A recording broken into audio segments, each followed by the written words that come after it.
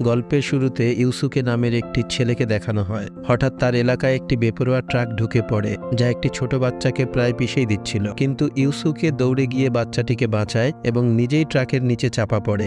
সাথে সাথেই তার আত্মা শরীর থেকে আলাদা হয়ে যায়। ইউসুকে বুঝতে পারে যে সে মারা গেছে। তার শরীর যখন হাসপাতালে নেওয়া হচ্ছিল, তখন আত্মার জগতের গাইড বোটান তার সামনে আসে। প্রথমে ইউসুকে তার সাথে যেতে অস্বীকৃতি জানায়, কিন্তু যখন সে নিশ্চিত হয় যে বাচ্চাটি বেঁচে আছে, তখন সে বোটানকে বলে, ঠিক আছে, এবার আমাকে নরকে নিয়ে চলো। বোটান জানায় যে ইউসুকের মরার সময় এখনো হয়নি। তারা আশা করেনি যে সে এখনই মারা যাবে, তাই তার জন্য স্বর্গ বা নরক কোথাও জায়গা নেই। বোটান তাকে স্পিরিট ওয়ার্ল্ডে নিয়ে যায়। সেখানে একটি বড় নদী পার হয়ে তাদের দেখা হয় কোয়েনমার সাথে। কোয়েনমার কাজ হলো আত্মাদের বিচার করা, কে স্বর্গে যাবে আর কে নরকে। কোয়েনমা ইউসুকেকে একটি প্রস্তাব দেয়। সে বলে, আমি তোমাকে আবার জীবিত করতে পারি, কিন্তু এর বিনিময়ে তোমাকে আমাদের গুপ্তচর হিসেবে কাজ করতে হবে। মানুষের পৃথিবীতে যেসব ইয়োকাই মানে দানব বা রাক্ষস যারা ঘুরে বেড়াচ্ছে, তাদের সমস্যার সমাধান করতে হবে। কোয়েনমা জানায় হেলবার্গ নামের একটি দানব স্পিরিট ওয়ার্ল্ড থেকে পৃথিবীতে পালিয়েছে। ইউসুকের প্রথম কাজ হলো সে কেন পৃথিবীতে এসেছে তা খুঁজে বের করা। প্রস্তাবটি ভালো হলেও ইউসুকে সাথে সাথে না করে দেয়, কারণ সে কারো অধীনে কাজ করতে পছন্দ করে না। সে একটু রাগী স্বভাবের হলেও আসলে খুব ভালো ছেলে এবং অন্যায় সহ্য করতে পারে না। এরপর দেখানো হয় একদিন স্কুলে কিছু ছেলে মিলে একটি দুর্বল ছেলেকে মারধর করছিল। ইউসুকে তাকে বাঁচাতে গেলে উল্টো তার ওপরই চাঁদাবাজির অভিযোগ ওঠে। স্কুলের প্রিন্সিপাল তাকে বকা দিলেও সে কোনো জবাব না দিয়ে চলে যায়। এরপর পাড়ায় কুয়াবারা নামের একটি ছেলে তাকে ঘিরে ধরে। কুয়াবারা আগের দিনের হারের প্রতিশোধ নিতে চাইলেও ইউসুকে তাকে আবার প্রচণ্ড মারে। রাগের মাথায় সে কুয়াবারাকে মেরেই চলে যায়। ওই সময় রাস্তার আরেক পাশে একটি ট্রাক ড্রাইভারের ওপর একটি অদ্ভুত পোকা হামলা করে তার শরীরে ঢুকে তাকে নিয়ন্ত্রণ করতে শুরু করে। দুপুরে ইউসুকে তার বাবা মায়ের রেস্টুরেন্টে খেতে গেলে তার ছোটবেলার বন্ধু কেইকোর সাথে দেখা হয়। কেইকো স্কুলের ঘটনার জন্য তার উপর রেগেছিল। ইউসুকে কখনো কাউকে বোঝাতো না সে কেন মারামারি করে, তাই সবাই তাকে ভয় পেত এবং ভুল বুঝত। ইউসুকের দেহের শেষ বিদায়ের সময় সে দেখতে পায় অনেকেই তার জন্য কাঁদছে, এমনকি কুয়াবারাও তার মৃত্যুতে শোকাহত ছিল। তখন ইউসুকের মন গলে যায়। সে বুঝতে পারে মানুষ তাকে ভালোবাসে। সেই রাতে স্কুলের বখাটে ছেলেরা আবার একটি ছেলের ওপর হামলা করে।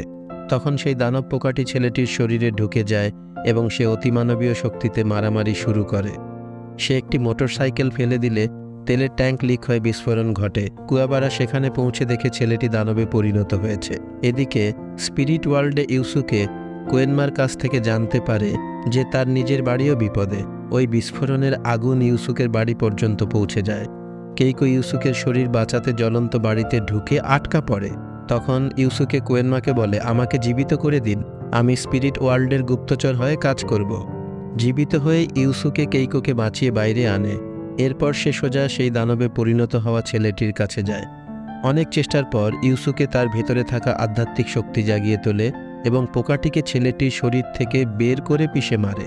রাতে 3 জন ইউকাই, হিয়েই, কুরামা এবং গোকি স্পিরিট ওয়ার্ল্ড থেকে 3টি অতি শক্তিশালী গুপ্তধন চুরি করে। কোয়েনমা ইউসুকেকে তার পরবর্তী মিশন দেয় এবং তাকে যুদ্ধের জন্য প্রস্তুত করতে থাকে। ইউসুকেকে রেগান নামের একটি টেকনিক শিখতে হয়, যেখানে আঙুলের মাথায় আধ্যাত্মিক শক্তি জমিয়ে গুলি করা যায়। কোয়েনমা জানতে পারে যে গোকি একটি জাদুর বল ব্যবহার করে বাচ্চাদের আত্মা চুরি করে খাচ্ছে। ইউসুকে গোকিকে খুঁজে পায় এবং তাদের মধ্যে প্রচণ্ড লড়াই হয়। গোকি অনেক শক্তিশালী হওয়ায় ইউসুকে প্রথমে পেরে উঠছিল না, কিন্তু যখন গোকি ইউসুকের বাঁচানো সেই বাচ্চাটির আত্মা খেতে যায়, তখন ইউসুকে সফলভাবে তার রেগান ব্যবহার করে গোকিকে মেরে ফেলে এবং সব বাচ্চার আত্মা তাদের শরীরে ফিরে যায়। এরপর ইউসুকে কুরামার খোঁজ পায়, যে অন্ধকারের আয়না চুরি করেছিল।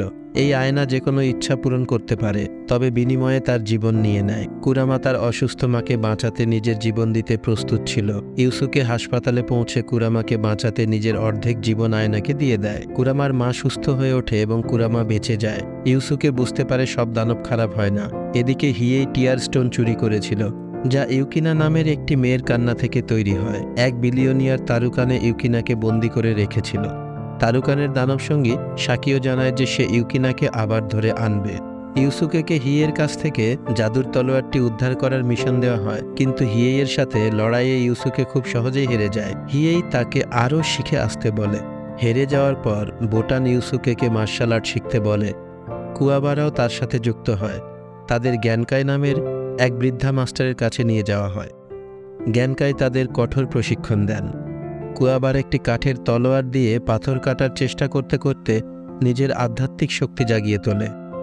ইউসুকেও নিজের শক্তি নিয়ন্ত্রণ করতে শেখে এবং সফলভাবে এনার্জি ফায়ার করে। জ্ঞানকাই ইউসুকেকে স্পিরিট বলের শক্তি দেন এবং জানান যে সামনে বড় বিপদ আসছে।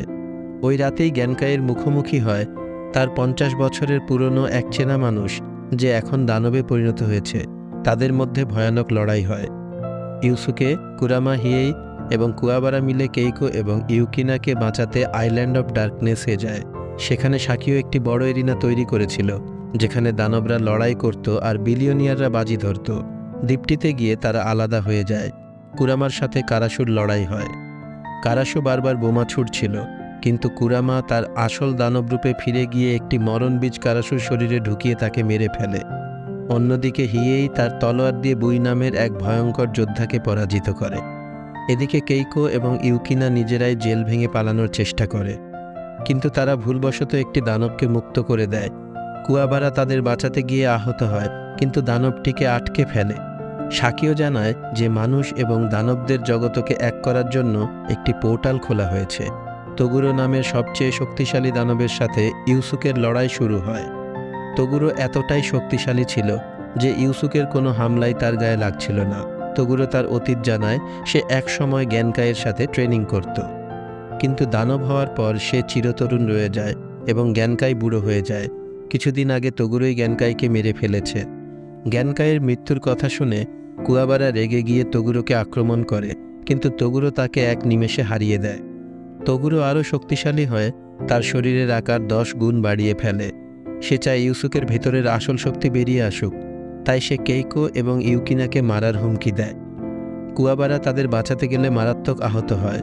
কুয়াবারাকে মরতে দেখে ইউসুকের রাগ চরম সীমায় পৌঁছায় এবং তার ভেতরের সমস্ত আধ্যাত্মিক শক্তি বেরিয়ে আসে। সে তার জীবনের সবচেয়ে শক্তিশালী স্পিরিট ব্লাস্ট দিয়ে তোগুরোকে আক্রমণ করে। তোগুরো সেই শক্তি থামাতে গিয়ে পাথর হয়ে যায় এবং মৃত্যুর আগে ইউসুকেকে ধন্যবাদ জানায়, কারণ সে বুঝেছিল যে আসল শক্তি ভালোবাসার মধ্যে রয়েছে, যা সে নিজের হাতেই শেষ করে দিয়েছে। লড়াই শেষে ইউসুকে দেখে যে কুয়াবারা এখনও বেঁচে আছে। ইউকিনা তার জাদুর সাহায্যে কুয়াবারাকে সুস্থ করে তোলে। হিয়েই তার তলোয়ার ফিরিয়ে দেয়। অন্যদিকে কোয়েনমা তার কথা রাখে। সে নরকে যাওয়ার আগে পোর্টালটি বন্ধ করে দেয় এবং পৃথিবীতে আসা সব দানবকে তাদের নিজেদের জগতে ফিরিয়ে দেওয়া হয়।